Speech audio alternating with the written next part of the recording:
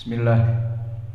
Innal hamdalillah nahmaduhu wa nasta'inuhu wa nastaghfiruh wa na'udzu billahi min shururi anfusina wa min sayyiati a'malina.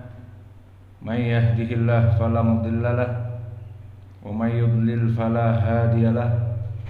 Wa asyhadu an la ilaha illallah wahdahu la syarikalah wa asyhadu anna Muhammadan abduhu wa rasuluh. Amma ba'du.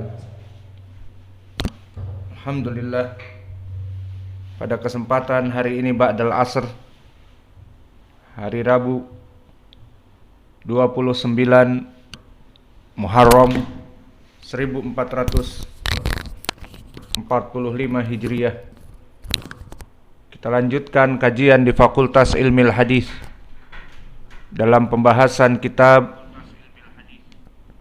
Ad-Dawabit dari Al-Jarh wa Ta'dil, tentang penetapan dan kaidah-kaidah dalam permasalahan ilmu Al-Jarh wa Ta'dil.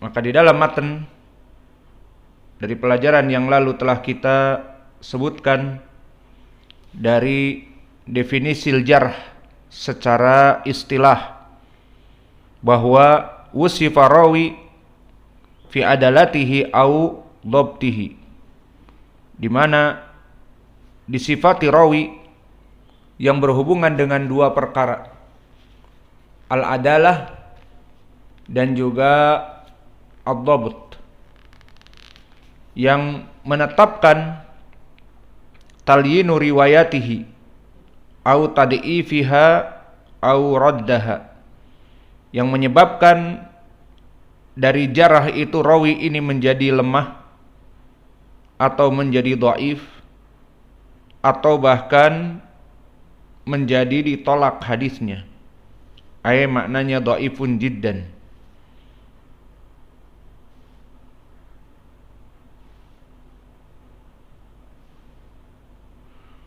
Fal mausuf bima yaqtadi talyin riwayatihi huwa as-saduq sayyi'ul hifdz.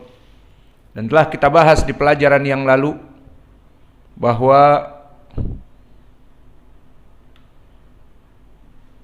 sifat yang menyebabkan seseorang rawi turun dari derajat thiqah menjadi saduq sayyi'ul hifdz, menjadi talyin,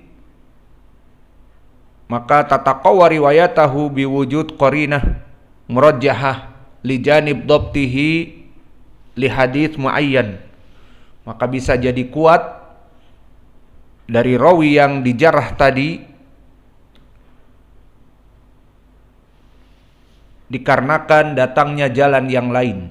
Kami contohkan riwayat Ibn Lahiyah an Abi Zubair an Jabir anil wurud. Kita berikan contoh-contoh langsung dari kitab yang kita pelajari, Al-Akhbar As-Sahihah fi ru'yatillah misalnya. Maka telah datang di hadis Jabir yang diriwayatkan oleh Ibnu Lahiyah an Abi Zubair, sa'altu Jabir anil wurud, tentang melewati as-sirat. Maka dikatakan oleh Jabir, fayatajalla lahum dhahikan, bahwa Allah itu akan menampakkan dirinya dalam keadaan tertawa. Maka sanad ini barakallahu fikum sanad yang dhaif.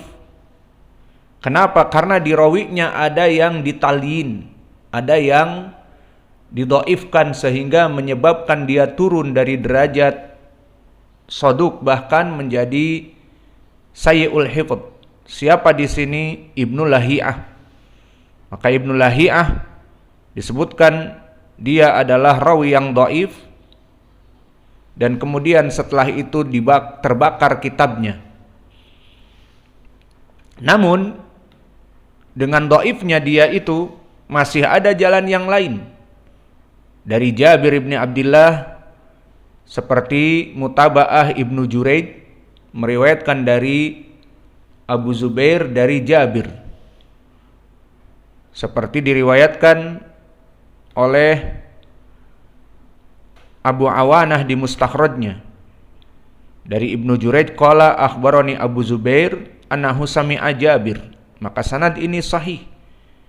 Dan juga di riwayat yang lain diriwayatkan oleh Imam Muslim itu sendiri dari Ibnu Juraij akhbarani Abu Zubair dari Jabir.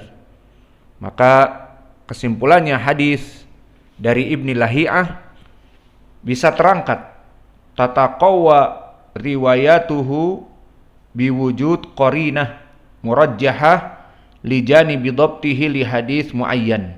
Untuk hadis muayyan seperti hadis ini bahwa Allah itu tertawa di saat menampakkan dirinya kepada kaum muslimin, maka hadis ini bisa naik karena tadi adanya mutaba'ah untuk rawi yang dhaif. Kemudian berkata penulis, wal mausuf bima yaqtadi tad'if riwayatihi la yakhlu tad'ifuhu min salasati halat hiya. Kemudian permasalahan pendhaifan rawi, maka dia itu ada 3 keadaan. Dari 3 keadaan ini berkata penulis, al-awwalu an yakuna tad'ifan mutlaqan fahada la taqbalu ma'ahu riwayatu rawi inda tafarrudihi biha walakin tataqawwa bil mutaba'ah min mithlihi fatartaqi ila hasanin li ghairihi. Maka yang pertama tad'if, yang mana tad'ifnya ini tad'if pendhaifan pelemahan rawi yang mutlak. Apa maknanya mutlak? Dia memang rawi yang dhaif, maka tidak dibutuhkan takyid, pengkhususan kepada riwayat-riwayat yang lain ataupun kepada sebab-sebab yang lain, tetapi pendhaifan ini kepada dirinya langsung. Maka tad'ifun mutlaqan adalah tad'if yang berhubungan dengan rawi ini sendiri. Kita berikan contoh, misalnya seorang rawi yang dhaif tadi di hadis Abdullah ibnu Lahiyah, dan juga kita misalkan di pelajaran yang lalu siapa? Laits ibnu Abi Sulaim. Bagaimana jarh ulama kepada Laits ibnu Abi Sulaim. Ini contoh dari tad'if mutlaqan, dhaif secara mutlak. Dan begitu pun contoh yang lain di sini kita berikan biar banyak contoh lebih baik. Seperti seorang rawi yang dhaif dari hafalannya yang kita lewati juga di kitab Al-Akhbar As-Sahihah fi Ru'yatillah, siapa? Ibrahim Ibnul Mukhtar. Maka Ibrahim Ibnul Mukhtar, lihat sekarang jarah para ulama padanya. Berkata Yahya Ibnu Ma'in, laisa bidzaka, bahwa dia itu tidak ada apa-apanya. Wa qala Abu Hatim salihul hadis, dan berkata Abu Hatim, dia itu hadisnya soleh. Makna soleh adalah baik jika datang dari jalan yang lain. Dan berkata Imam Al-Bukhari, fihi nazar, butuh dirujuk kembali hadis-hadisnya. Maka lafaz-lafaz seperti ini laisa bidak, tidak begitu kuat, dan fihi nazar kata Al-Bukhari, dan salihul hadis menunjukkan rawi ini lemah dari hadis-hadisnya. Maka Ibrahim Ibnul Mukhtar, maka dia adalah rawi yang dhaif. Kemudian berkata penulis,